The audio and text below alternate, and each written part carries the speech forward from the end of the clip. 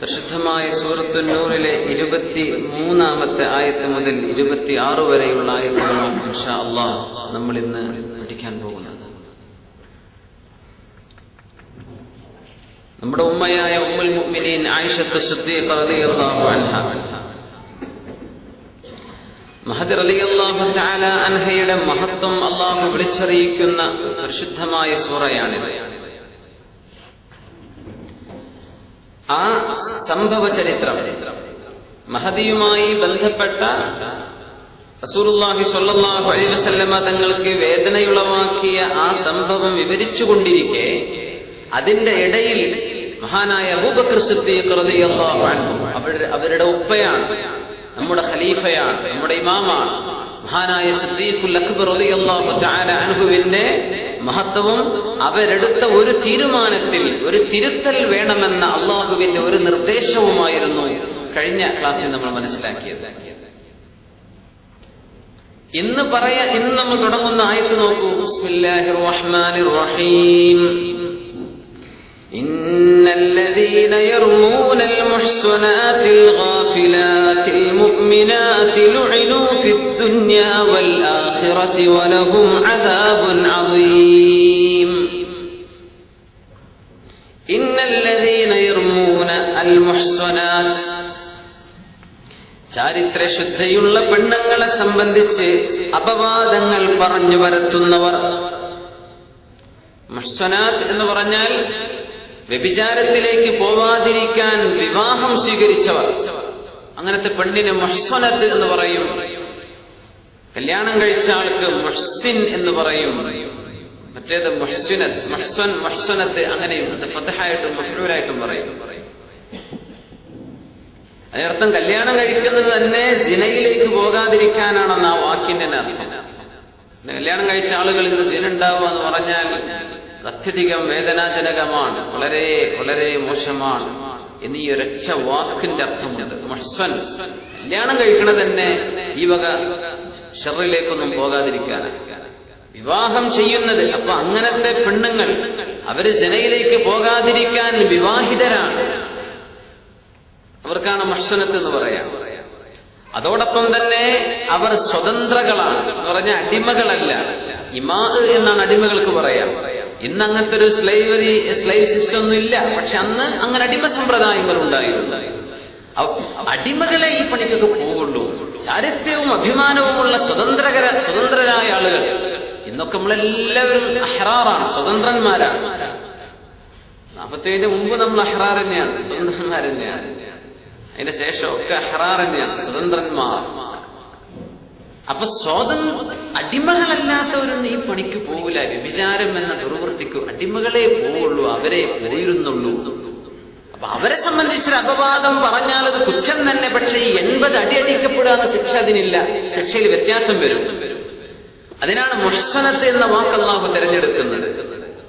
അഭിമാനത്തിൽ ജീവിക്കുന്ന മനുഷ്യന്മാർ. സുബ്ഹാനല്ലാഹ്. അപ്പോ ഇന്നല്ലദീന യർമൂനൽ മുഹ്സനാതിൽ ഗാഫിലാത്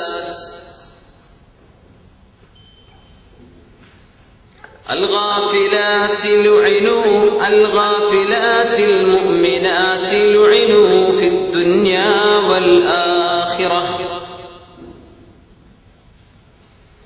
ചാരിത്രശുദ്ധിയുള്ള മുഅ്മിനത്തുകളായ പെണ്ണുങ്ങൾ, തിന്മയെ സംബന്ധിച്ച് ചിന്തിക്കുക പോലും ചെയ്യാത്തവർ, അൽ ഗാഫിലാത്തി, അശ്രദ്ധരായി നിൽക്കുന്നവർ. അശ്രദ്ധ, അങ്ങനത്തെ ഒരു വിഷയത്തെ സംബന്ധിച്ചൊന്നും ഒരു ചിന്തിക്കുക പോലുമില്ല, അങ്ങനെ അതിലൊക്കെ അശ്രദ്ധയിലായിരിക്കുന്നവർ. പെട്ടെന്ന് പറയലേ ആളൊന്ന് ഷോക്കായി പോയി. അതിനർത്ഥം ആള് വിചാരിക്കാത്തൊരു സംഗതി പെട്ടെന്ന് ഒരാൾക്കെതിരെ ഒരു വിവാദം ഉന്നയിച്ചു, ആള് ഷോക്കായി പോയി. എന്താ അയാളത് അങ്ങനെ വിഷയമുള്ളത് എന്നെ അറിയില്ല, അതില്ലല്ലോ. ഇല്ലാത്ത ഒരു വിഷയം എങ്ങനെ പറയും? അത് പ്രതീക്ഷിക്കണ പോലില്ല. അതുകൊണ്ടാണ് ഗാഫിലായി നടക്കുന്നത്. അൽ ഗാഫില, തിന്മയെ സംബന്ധിച്ച് ചിന്തിക്കുക പോലും ചെയ്യാത്ത പെണ്ണുങ്ങളെ സംബന്ധിച്ച്, പെണ്ണുങ്ങളെന്ന് അർത്ഥമുണ്ട് ഇവിടെ തന്നെ. അൽ അൻഫുസുൽ മുഹ്സനാത്ത്, ചാരിത്രമുള്ള ശരീരങ്ങൾ എന്ന വാക്ക് നഫ്സിന്റെ സിഫത്തുകളായി വന്നാൽ ആണും പെണ്ണും പെട്ടു. ചാരിത്രമുള്ള മനുഷ്യന്മാരെ, മുഅ്മിനീങ്ങളെ സംബന്ധിച്ച് ഈ പണിക്കൊന്നും പോകാത്ത ആളുകൾ, മുഅ്മിനീങ്ങൾ സത്യവിശ്വാസിനികളും വിശ്വാസികളുമായവരെ സംബന്ധിച്ച് വ്യഭിചാര ആരോപണം നടത്തുന്നവർ ലുഇനൂ ഫിദ്ദുനിയാ വൽ ആഖിറ, അവർ ദുനിയാവിലും ആഖിറത്തിലും ശപിക്കപ്പെട്ടവരാണ്. വലഹും അദാബുൻ അദീം, ഭയാനകമായ ശിക്ഷ അവർക്ക് അല്ലാഹു തആല നൽകുന്നതാണ്. യൗമ തശ്ഹദു അലൈഹിം അൽസിനതുഹും വഅയ്ദീഹിം വഅർജുലുഹും ബിമാ കാനൂ യഅമലൂൻ, അവർ ചെയ്ത തിന്മകൾക്കെതിരെ അവർക്കെതിരെ സാക്ഷികളായി അവരുടെ നാവുകളും അവരുടെ കൈകളും കാലുകളും സാക്ഷി പറയുന്ന ദിവസം. യൗമഇദിൻ, അന്ന് യുവഫീഹിമുല്ലാഹു ദീനഹുൽ ഹഖ്, അവർക്ക് അർഹമായ ശിക്ഷ അല്ലാഹു പൂർത്തിയായി നൽകുന്നതാണ്. വയഅലമൂൻ, അവർക്ക് മനസ്സിലാവുകയും ചെയ്യും അന്നല്ലാഹു ഹുവൽ ഹഖുൽ മുബീൻ, അല്ലാഹു ഹഖാണെന്നും അല്ലാഹു കാര്യങ്ങൾ എത്രയും വ്യക്തമാക്കി പറഞ്ഞു തരുന്നവനാണെന്നും അന്ന് പരലോകത്ത് അവർക്ക് ബോധ്യപ്പെടും. അതുകൊണ്ട് അൽ ഖബീസാതു ലിൽ ഖബീസീൻ, തിന്മ ചെയ്ത് നടക്കുന്ന പെണ്ണുങ്ങൾ തിന്മ ചെയ്യുന്ന പുരുഷന്മാർക്ക് യോജിക്കുകയുള്ളൂ. വൽ ഖബീസൂന ലിൽ ഖബീസാത്ത്, തിന്മ ചെയ്ത് നടക്കുന്ന പുരുഷന്മാർ അവർ യോജിക്കുന്നത് ഈ തിന്മ കൊണ്ട് നടക്കുന്ന പെണ്ണുങ്ങൾക്ക് തന്നെയും. വത്തൊയ്യിബാതു ലിത്തൊയ്യിബീൻ, നല്ല ജീവിതത്തിൽ ശുദ്ധിയോടുകൂടെ ജീവിക്കുന്ന പെണ്ണുങ്ങൾ അവർ യോജിക്കുന്നത് ലിത്തൊയ്യിബീന, ശുദ്ധിയുള്ള പുരുഷന്മാർക്കാണ്. വത്തൊയ്യിബൂന ലിത്തൊയ്യിബാതി, ശുദ്ധിയുള്ള പുരുഷന്മാർ അവർക്ക് യോജിക്കുന്നത് ശുദ്ധിയുള്ള പെണ്ണുങ്ങളും. ഉലൈക, മഹാനായ സഫ്വാൻ ഇബ്നു മുഅത്തിൽ റളിയല്ലാഹു അൻഹും ആയിഷത്തു സിദ്ദീഖ റളിയല്ലാഹു അൻഹയും മുബറഊന മിമ്മാ യഖൂലൂൻ, അവിശ്വാസികളും കപടവിശ്വാസികളും പറയുന്ന തിന്മയിൽ നിന്ന് ഇവരൊക്കെ നിരപരാധികളാണ്. ലഹും മഗ്ഫിറ, അവർക്ക് അല്ലാഹു എമ്പാടും പുറത്തു കൊടുക്കുന്നുണ്ട്. വറിസ്ഖുൻ കരീം, മാന്യമായ പ്രതിഫലം അല്ലാഹു നൽകുകയും ചെയ്യും. ഈ പറഞ്ഞതൊക്കെ ആയിഷ ബീവി റളിയല്ലാഹു അൻഹയുടെ ആ സംഭവവുമായി ബന്ധപ്പെട്ടുകൊണ്ടാണ്. കഴിഞ്ഞ ക്ലാസ്സിൽ നമ്മൾ മനസ്സിലാക്കിയ ആ ഒരായത്ത്, ولا يأتل أولو الفضل منكم والسعة أن يؤتوا أولي القربى والمساكين والمهاجرين في سبيل الله وليعفوا وليصفحوا ألا تحبون أن يغفر الله لكم والله غفور رحيم. സിദ്ദീഖുൽ അക്ബർ റളിയല്ലാഹു അൻഹു അവരുടെ ഉമ്മയുടെ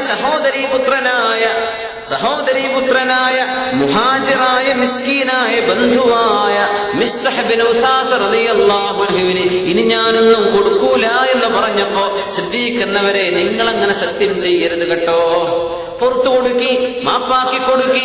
അലാ തുഹിബ്ബൂന അൻ യഗ്ഫിറല്ലാഹു ലക്കും, അല്ലാഹു നിങ്ങൾക്ക് പുറത്തു തരാൻ നിങ്ങൾ കൊതിക്കുന്നില്ലയോ സിദ്ദീഖ് റളിയല്ലാഹു അൻഹു, നിങ്ങൾ മാപ്പാക്കി കൊടുക്കി, അല്ലാഹു നിങ്ങൾക്ക് മാപ്പാക്കി തരും.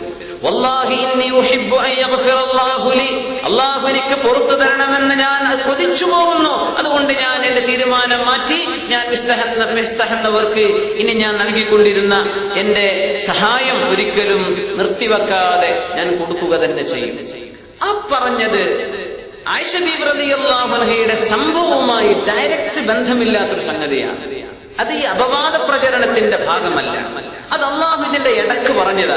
ഇനി നമ്മൾ ചർച്ച ചെയ്യുന്ന ആയത്തുകളാണെങ്കിലോ മേലുദ്ധരിച്ച മെയിൻ നമ്മുടെ കോർ ഓഫ് ദ സബ്ജക്ട്, എന്ത് വിഷയത്തിന്റെ മർമ്മപ്രധാനമായ ഭാഗമായിരുന്നോ ചർച്ച ചെയ്തത് അതിലേക്ക് വരികയാണ് ഒന്നുകൂടെ അല്ലാഹു തആല ഈ വിഷയം അവസാനിപ്പിക്കുകയാണ്. 23 മുതൽ 26 വരെയുള്ള ആയത്തുകൾ നമ്മൾ ഇന്നലെ കഴിഞ്ഞ ക്ലാസ്സിൽ മനസ്സിലാക്കി. 22ാമത്തെ ആയത്താണെങ്കിലോ സിദ്ദീഖ് റളിയല്ലാഹു അൻഹു ദാനം ചെയ്തിരുന്നത്, സഹായം ചെയ്തുകൊണ്ടിരുന്നത് നിർത്തിവെക്കല്ലേ, അത് നിങ്ങൾ തുടർന്നോളൂ എന്ന് അല്ലാഹു തആല പറയുന്ന ആയത്താണ്. എന്താണ് ഇങ്ങനെ അല്ലാഹു ആ വിഷയത്തിന്റെ ഇടക്കൊന്ന് കയറി പറയാൻ എന്താണ് കാരണം? എന്തിനെ സിദ്ദീഖ് റളിയല്ലാഹു അൻഹുവിന്റെ ആ തീരുമാനം ആയിഷ ബീവി റളിയല്ലാഹു അൻഹയുടെ ഈ സംഭവമൊക്കെ കഴിഞ്ഞിട്ട് പോരായിരുന്നോ? എന്തേ അതിന്റെ ഇടയിൽ അല്ലാഹു അത് ചർച്ച ചെയ്തത്? അതിനെന്തെങ്കിലും ഒരു കാരണം വരുമല്ലോ. സുബ്ഹാനല്ലാഹ്.